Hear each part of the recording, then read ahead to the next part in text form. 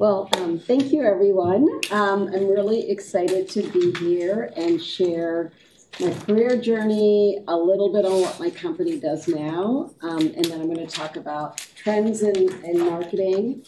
And you did a great job talking about digital marketing, so we'll probably skip over my slides because you covered it all.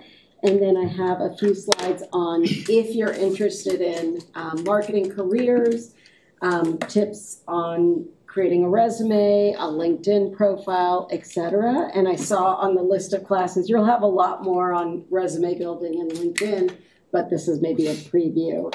And I'd really love this to be a conversation. This isn't such a big group, so if you have any questions on what's on the slides or what I'm saying or just anything, please raise your hand. I'd really like this to be much more of a conversation.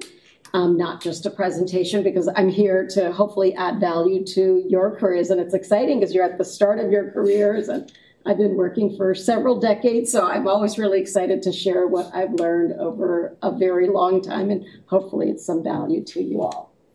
Okay, so a little bit about me. So I graduated from undergrad 35 years ago, so a long time. I also was a business major, so I went to Wharton, and I graduated with a degree in accounting and finance. And then after I graduated, I went to Deloitte, or what is now Deloitte, and I was in their audit department for 3 years. And I left there when I was already managing teams. I have to admit, I didn't love audit, but it was a really good foundation for everything else I did in my career. And then after I left Deloitte and their audit team, I was an accounting manager at a medical hospital in Philadelphia.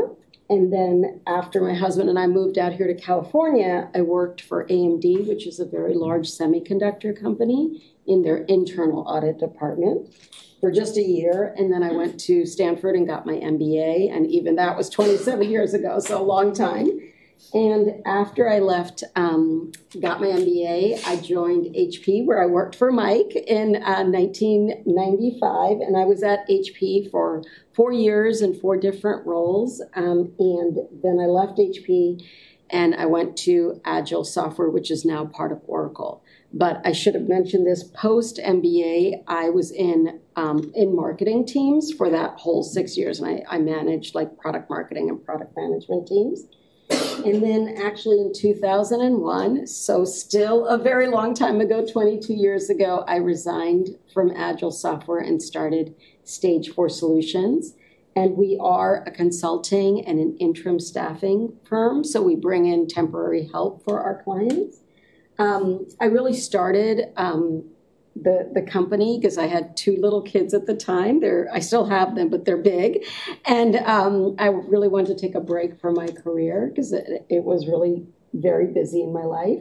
But then as soon as I resigned and I started essentially being an independent consultant in 2001, I learned that companies really had this need for flexible talent. And that's how we have grown over the years. And I will say one thing, I think partly because of my marketing background, but partly just being, a good business person, we were always focused on creating success for our clients. And by focused on their needs, it really helped us grow too. And then in terms of my family, Mike already mentioned, my husband works here at Santa Clara University and has for 32 years, is that right? 31 years, I think, or 32 years. And then my 2 kids are 26 and 25, and it's actually my younger child's birthday today. So they just turned 25. Okay. Any questions on my background before we move into what my company does today? Okay. So this is just one slide on my company. So we are, as I mentioned, a consulting and interim staffing firm. And we bring in temporary help, contractors across marketing teams, IT teams, and operations team. And we are a national company, so we have offices across the U.S. And we've been a fast-growing private company for many years. We've gotten lots of awards, as Mike has said. And we have a large network of seasoned professionals that we can leverage for our clients. And over the years, we've worked for over 100 different clients. A lot of large high-tech companies. You see some of the logos up there. But we also do support government agencies on the East Coast and here in California as well. Okay. And so throughout, like post MBA, I really have worked with marketing teams or with marketing teams and marketing leaders. And so Mike wanted me to really talk about kind of the marketing industry, some of the trends in marketing. So we're going to move into those slides next. Okay. So I think it's really exciting that you're a freshman and you have so many different paths, coming from Santa Clara University that you can take. So I think it's really great. I again saw the itinerary or the schedule for your class. You're hearing from different leaders in different aspects of business, so you can think about, hey, what am I into? What interests me? And then you can use summer internships or class projects to explore those different areas and figure out what you want to do post-college. And another thing that's awesome about Santa Clara, like you're in Silicon Valley, there's a lot of companies here, so it's still hard work, but it is possible to get projects during school, summer internships, so that's something you should really leverage. So I know we had a great presentation about digital marketing, so some of this is a little bit of a repeat, but just wanted to go through it. So lots of times, when you're early on in your professional journey, as you all are, it's easy to think of like marketing as this single type of job, but it's really diverse. On the next slide, we're going to talk about, just a sample marketing org chart, and I'll walk through kind of all the different teams within marketing, and they're all, again, just different. And so it's a diverse set of teams, and each team has a diverse set of responsibilities. And the skills that you can use in marketing go all the way from super creative, like graphic design, to really quantitative and like systems focused, almost like IT or information systems. The other thing you're going to see, and this was covered in our first presentation today, is marketing is all about supporting sales. And there's a huge, I think one of the new trends, and it's not that new, but it's increasing because of a lot of the digital marketing and a lot of the systems.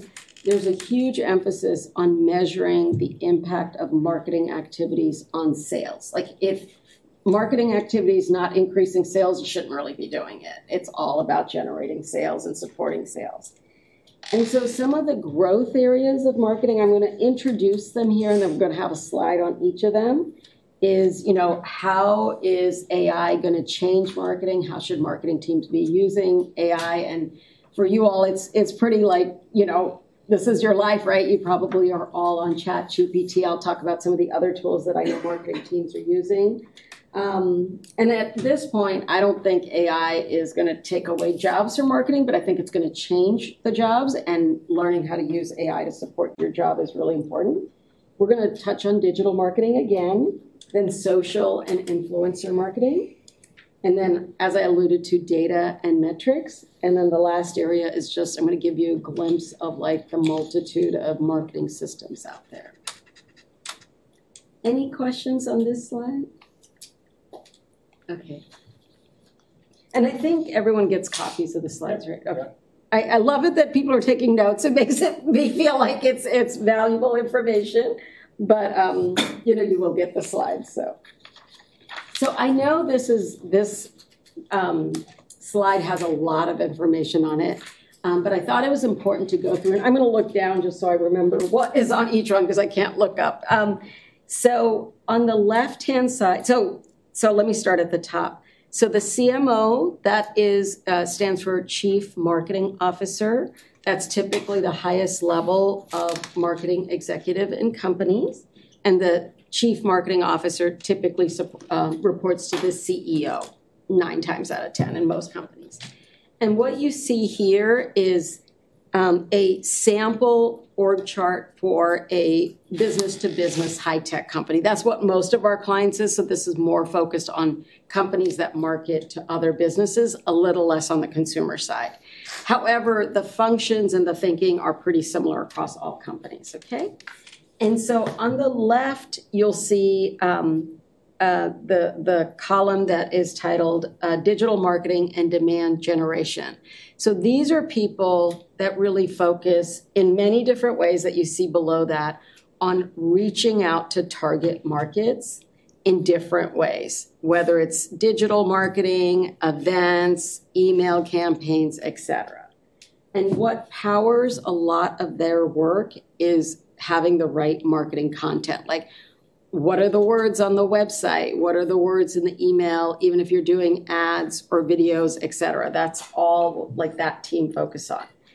And then the next column is communications. And sometimes these are overlapping, but the communications people focus a lot on creating that marketing content or doing branding campaigns or working with people in the press or industry influencers. So it's a really different skill set. The third column over is titled Solutions and Product Marketing. And so these are usually people that are focused on the specific products that are being marketed and, you know, explaining why that product is great for that specific target market. So it's below the company level. It's usually like product by product specific or solution specific. In most technology companies, this is a team that is more technical and a little bit more outbound. They have to understand the products and then communicate them and create value propositions, things like that. This team also focuses a lot on enabling sales or channel partners with the right, training or communications. Okay. The next column is partner and alliance marketing. So most companies, like in the example, like if we buy something on Amazon, and that's a consumer example, I know, but not everything you buy on Amazon does Amazon make, right? It's a partner for a lot of other product companies. So most companies sell through partners, either like resale partners or channel partners, but also alliance partners that will put together different products and create an overall solution. So this is a team that focuses on enabling those partners to sell the products and solutions of the company. The next column here is called marketing operations. You could almost think about this as like an IT team within marketing. It's not an IT team within marketing. It is a marketing team, but this is the team that thinks about what's the right marketing technology, what's the right technology that's going to enable me to do everything else, enable the digital marketing, enable the metrics, etc. So they are very much systems focused, and data and analytics is typically in this team. So if anyone's like thinking, oh, I really like business, but I really like technology, I'd love a job to do both. Like, honestly, this is a great team. And even I think my husband was telling me there's you can take classes in other departments. So that would be good if you're interested in this theme to take more of those system classes.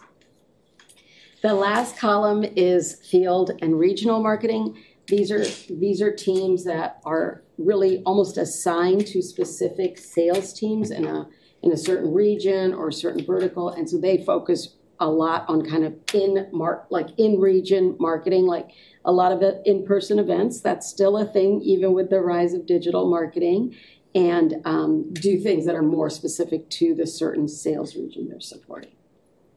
So a lot of information here. Any questions on this? Okay. The next slide is all around AI and marketing. And honestly, even when I talk to senior leaders at our big clients, this is an area that companies are figuring out. Like, how should we be leveraging AI to make marketing better, to make our teams more efficient? And that's really what I see as the focus right now for using AI in marketing. I haven't seen people talk about, oh, well, now that we're using whatever AI tool, we can, cut our marketing team. So I don't see it as like marketing jobs are going to be lost because of AI, but I do think the jobs are going to be changing. And so what we see, I think one of the low-hanging fruits for where I see AI being used by marketing is in content creation And so I listed out just 3 tools that are kind of big. So Jasper AI, it really just helps you write content faster. And we used it for about a year in my company. And my marketing team was just like, it gets us to a first draft much faster. You can change the tone. They have different templates. I think there's a free trial, or at least there was when we signed up. So if you want to check it out, you can. There's also a company called Writer.com, which raised a lot of money. It is an enterprise marketing content writing tool. And then, of course, ChatGPT. And we use that in our company just to help us be faster with creating our content. But you still, so like I personally have used Jasper AI and ChatGPT. And what I find is it gives me a good start, but I still have to think about what am I trying to communicate? Who am I trying to communicate it to? And make sure it's actually accurate. But it, instead of taking 2 hours to get to a first draft, it gets me a first draft in a couple of minutes. So it really helps me be more efficient and my teams be more efficient. And so I think, and I'm sure you all are doing that. And I know the university has a lot of rules about not using tools for like your homework and stuff. But I think from a professional perspective, using these tools, learning them and leveraging them where appropriate is really good. And again, our clients are really trying to test these out and figure out how to use them, which ones are best. So the next slide is on digital marketing, and a lot of this was covered. So, lots of times people who say digital marketing is new. I don't think it's new anymore, especially not in your lifetimes. It's been around for a while, but I think what is new about it is it's getting, more important. So more marketing budgets are going to digital marketing than maybe even 5 or 6 years ago. And the tools that enable digital marketing to be more specific, have better metrics so you know where to invest your money, those are getting better. So it's just even a bigger, trend, if you will, in marketing than it used to be. And certainly COVID, when everything was remote, everything was virtual, really expanded the use of digital marketing because you couldn't even do like in-person type events. So the components of digital marketing, and they've been covered, but you have search engine optimization. This is about optimizing your website so it shows up higher on the different search engines. You have search engine marketing. Those are like all the ads you see on like Google and Bing, et cetera.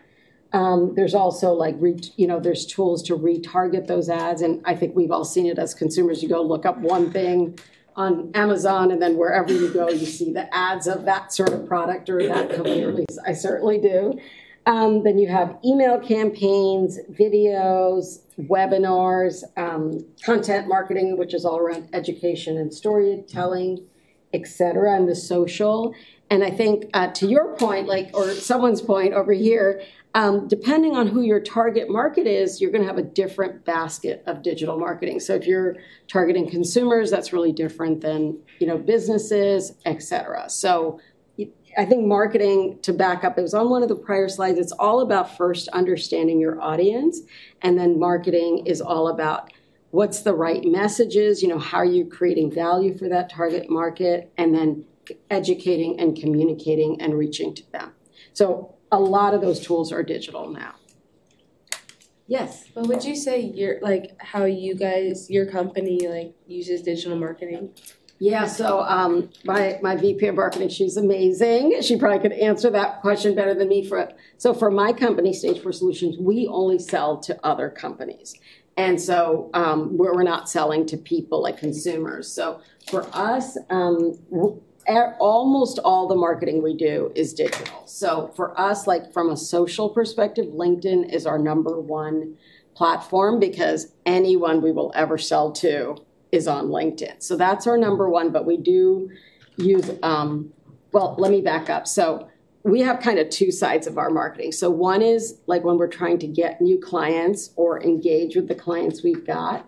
And then we also market to get more candidates, right? Because what we do is find people who want the contractor jobs at our clients. And we do have a big network of people who, already want to work with us, but we're always trying to grow that and find the right people for our client need. So one is kind of called recruitment marketing. That's on the candidate side, and we do some stuff there. But on the client side, LinkedIn is our number one. And then we do use Facebook and Twitter a little bit. So what we do, and then we have, I think, a pretty nice website. We haven't really done too much optimization of it just because like that's not that important to us. But on LinkedIn, my marketing team does polls, and I think we do like 3 social media posts per week to engage with our community on LinkedIn. And we're not that big of a company. I didn't talk about company size, but we're not that big. But if you go to our LinkedIn company page, we have 90,000 followers on our company page. That's a huge audience for a company, well, frankly, for a lot of companies, but certainly a company of our size. So we use LinkedIn a lot. We also have a monthly newsletter that is published on LinkedIn and goes out to about, I think it's like 50,000 people we use HubSpot now as our CRM. We also, as part of our newsletter, so I should back up and tell you, so our mission as a company is to really accelerate careers, communities, and companies. And so to really realize that mission, one of the things we want to do is help professionals, accelerate their careers. And so almost every month we interview a leader, it could be like a CEO or a CMO or a VP or, whoever we think is interesting. And we have an interview series called My Career Path. So we've been interviewing different leaders for, I think, like 2.5 years monthly. And we, just ask them about their careers, advice they'd give to young people. If you guys are interested, it's all on our website. I think you go under like insights and it's there. We do articles almost every month. And so we promote those because that's just like great branding for us. But we also feel like we're helping young people or any professional think about their careers and learn from these really experienced people. So we do that. We do polls on LinkedIn. That's a great way to engage. We do email marketing. And those are the main things. And then every now and then we'll do some in-person events as well. That was a long answer to a short question, but we definitely leverage a lot of these different things. But it's all about starting with thinking, who are we trying to engage with and how do we build preference for us as a company as opposed to all the other companies they can work with. Okay. The next area that's really important in marketing, and has been for a while, but it's increasing in importance because the tools are there, is all around data analysis and ROI measurements. So like I know marketing teams that hire a lot of data scientists now because you want to use the data to proactively make your marketing better and proactively target the right audiences, and then on the back end measure what you're doing so you can refine the different marketing programs that you're running. Okay. So again, for those of you who are super quantitative, but also like marketing, this is another really great area within marketing that might be interesting for you. And it's a growth area. So, and I think the whole, like when I talked about AI and ML, like before, like, yes, it's really important for how marketing people are going to use it in their jobs, but it also makes marketing data much, it's just much easier to go through it and use like predictive analysis to say, okay, which markets should I be focused on? So that technology is going to really affect this area of marketing as well. Okay, I'll just let people write a little bit longer.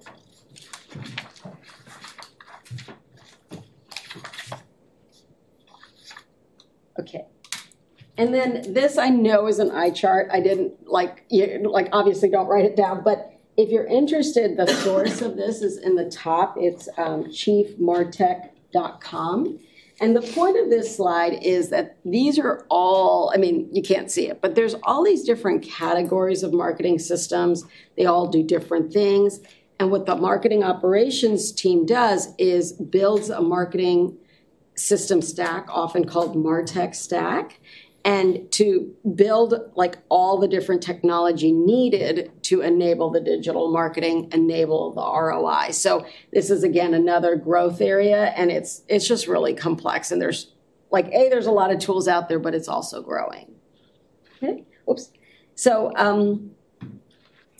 next, I'm just looking at the time. So we have I think 25 minutes left. So I want to make sure I cover the rest of it. I think I'm talking a little too much, so maybe speed it up. So next we're going to move into marketing career search strategies. Okay, so this is all if you're interested in marketing, these are our suggestions. And at the end of the day, we hire a lot of people, I interview people, et cetera. So this is kind of our world.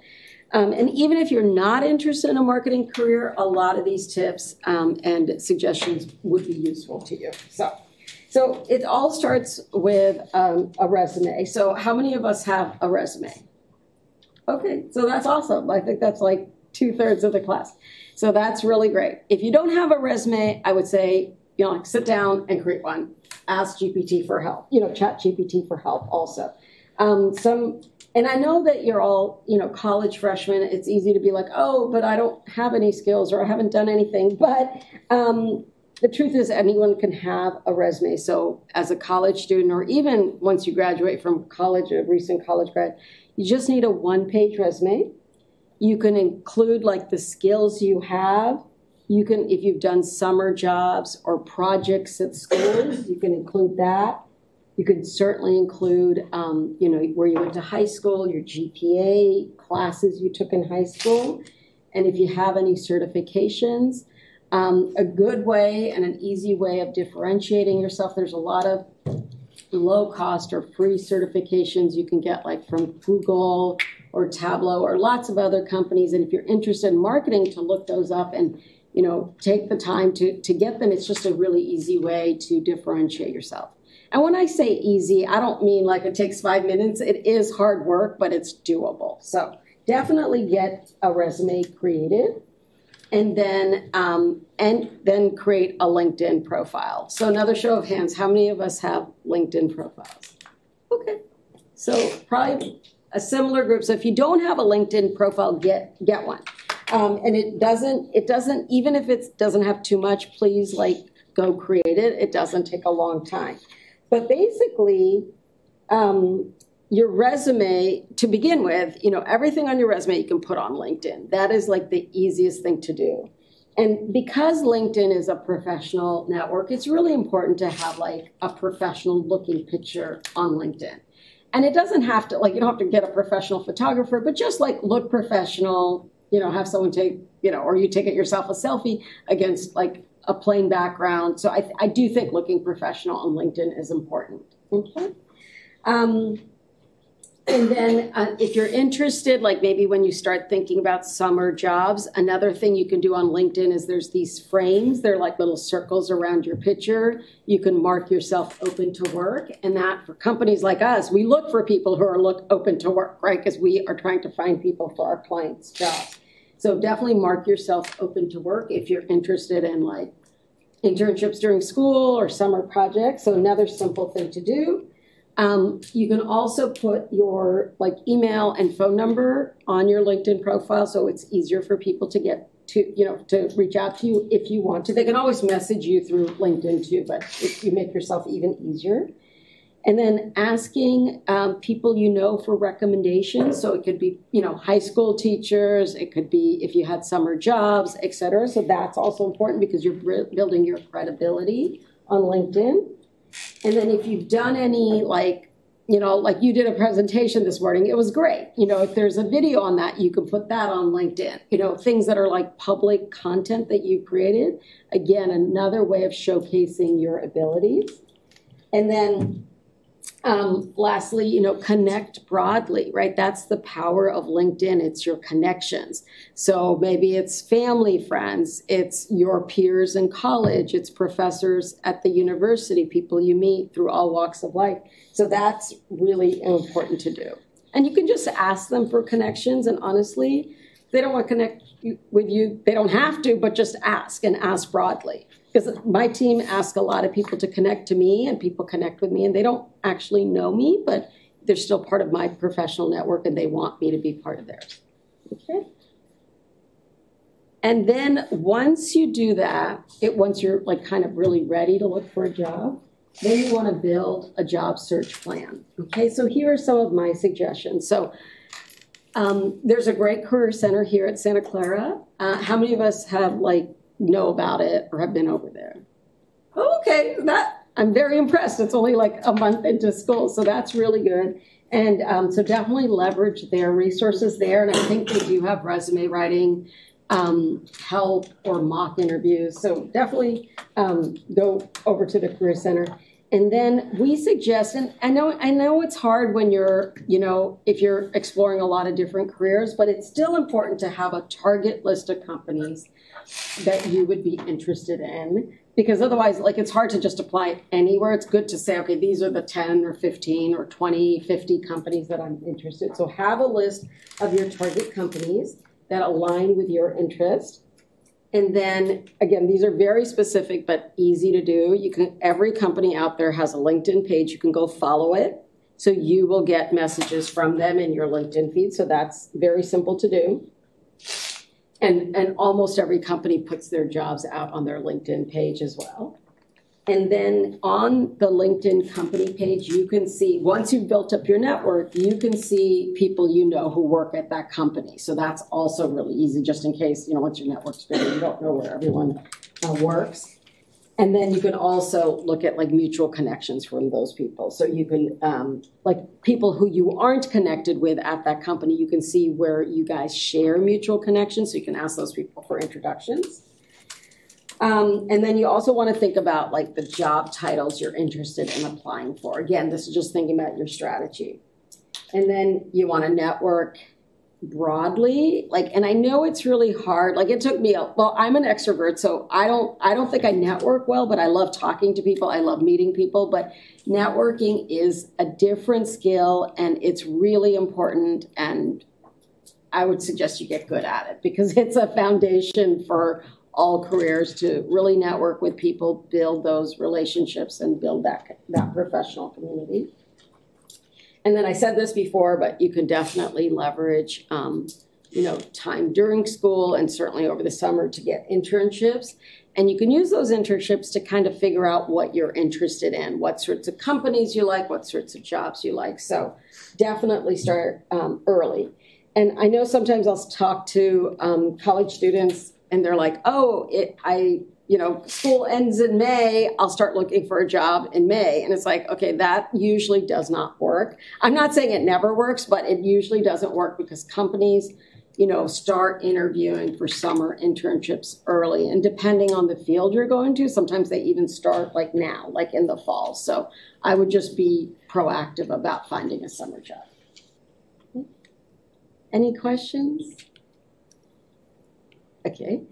Okay, so then once you've done those things, you want to apply to jobs that are publicly visible. So I know one platform that's really great for college and internships in general is Handshake.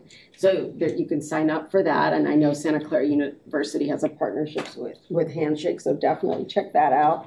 And then apply broadly to jobs. And especially if it's something that you applied.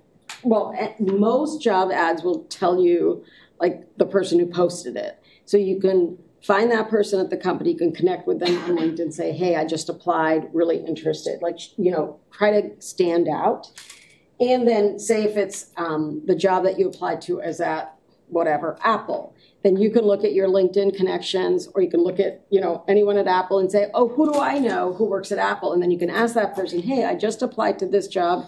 Here's the rec number. Could you, give me an internal recommendation? And people will do it if you make it specific and you ask. If you're just hey, I want a job at Apple. Could you help me get a job? Yeah, they might help you, but that's harder to do. But if you say, hey, there's this job opening. I just applied online. Could you please help me get connected to the hiring manager? Chances are they're going to help you. Okay.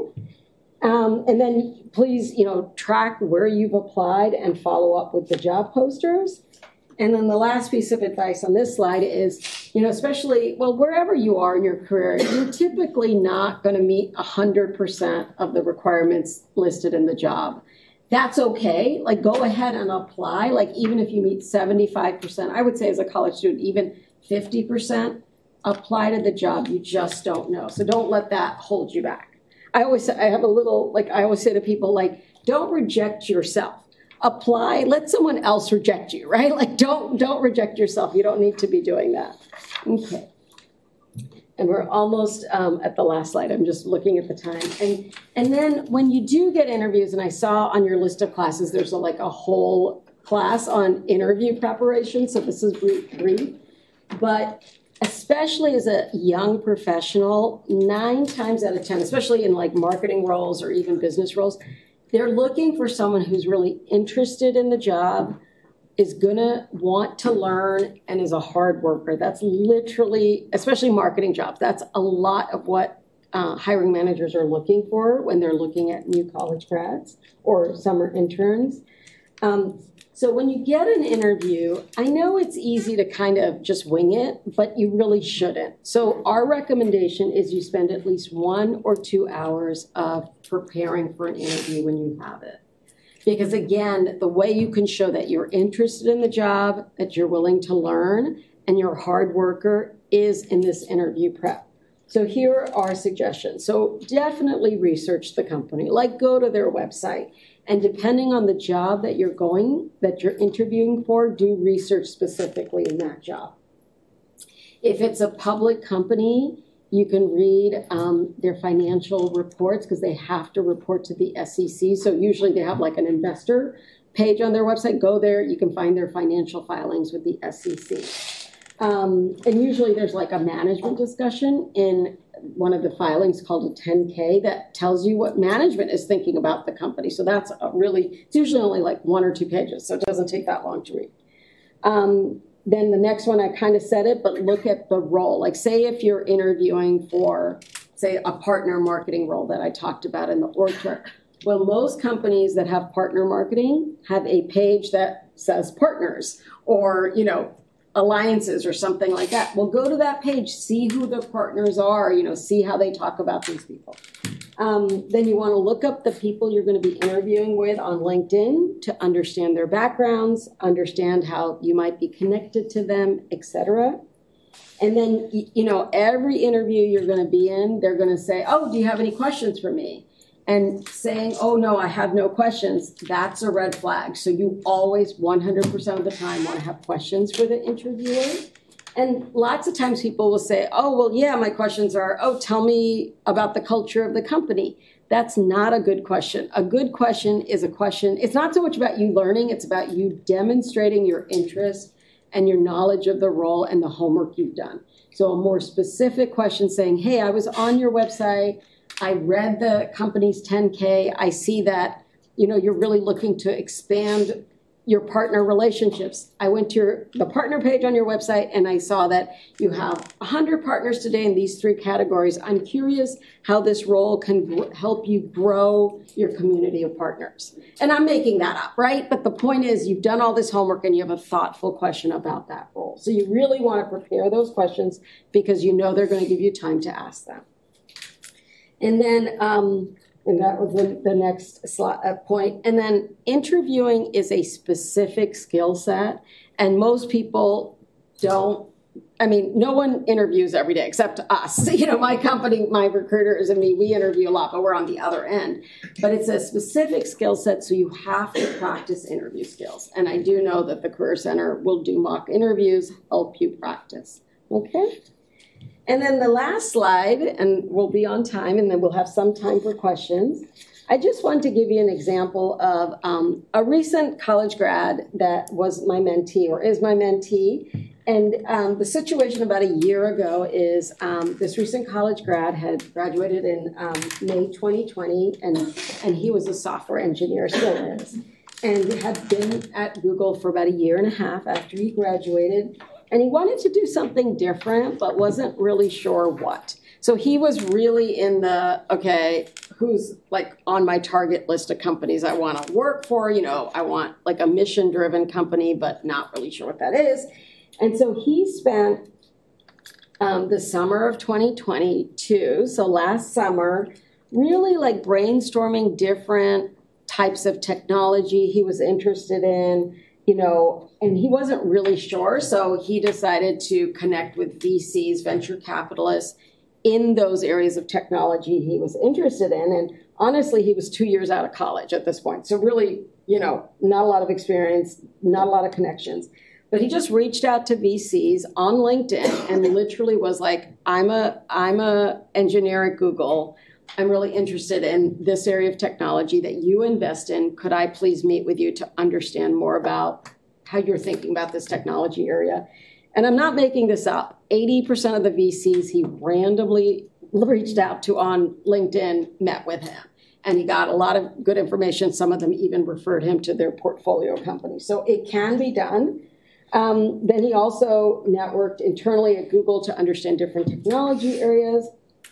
He met with a lot of startup founders. And like I said, a lot of it was from those VCs who referred him. And then he narrowed down his focus of interest to affordable connectivity. So like, you know, getting internet to people in the world who have no internet. He even attended free online conferences, so it didn't take any, you know, it wasn't a huge cost. And then he also developed a list of companies in this particular area of technology. And then just about a year ago, again, once he had his list of companies, and they tended to be more small, but some of them were bigger, he literally just went on LinkedIn and connected with chief technology officers or VP of engineering at these companies and asked for meetings. And he wasn't applying for a job. He was just like, hey, you're a CTO at this company. I'm really interested in this area. Could I meet with you? I'm a software engineer at Google. Like, very simple. And I don't have the percentage here, but a bunch met with him.